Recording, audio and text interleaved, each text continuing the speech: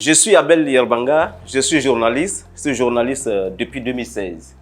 Alors, il faut dire que c'est en 2017 réellement que j'ai commencé à m'intéresser aux questions d'assainissement, aux questions environnementales, aux questions d'eau.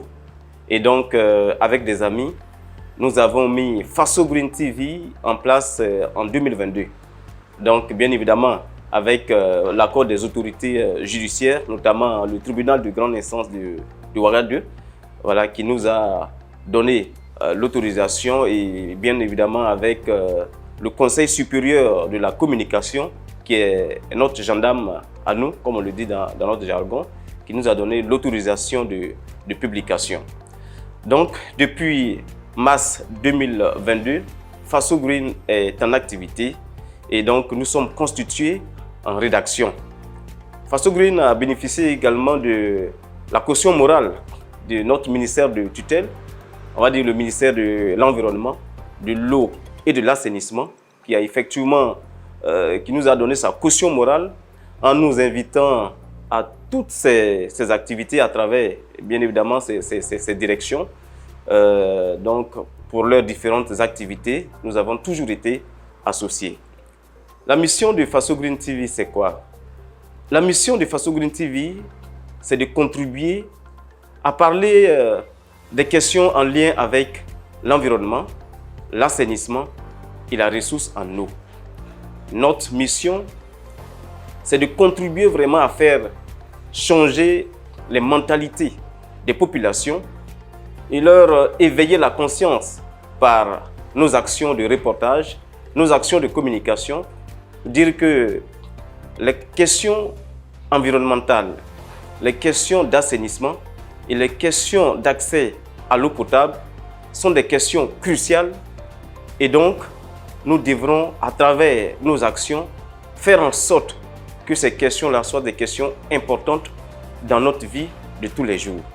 En termes d'impact, qu'est-ce que Faso Green TV a pu faire ou qu'est-ce que déjà, depuis notre existence, nous avons pu mener comme action qui a impacté les populations.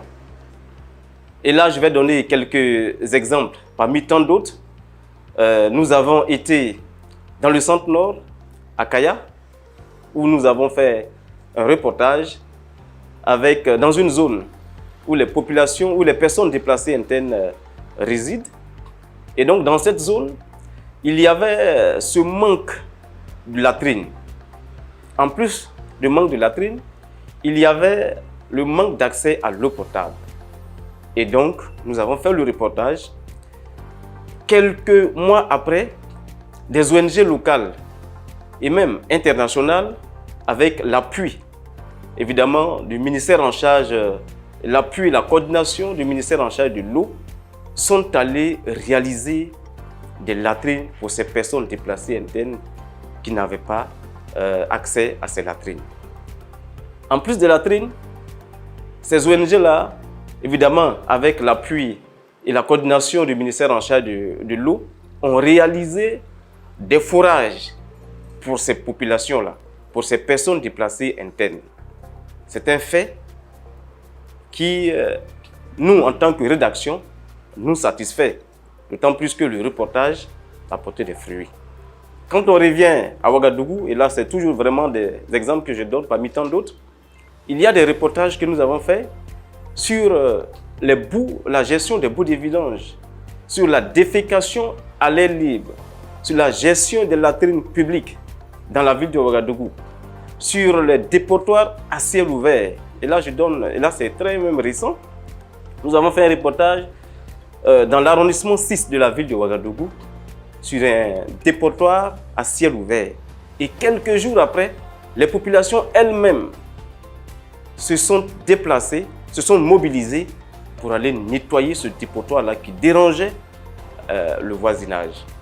Et chose plus intéressante, c'est que ces populations se sont mobilisées, créé un comité de veille pour surveiller désormais cet espace-là, pour ne pas que les déchets inondent encore.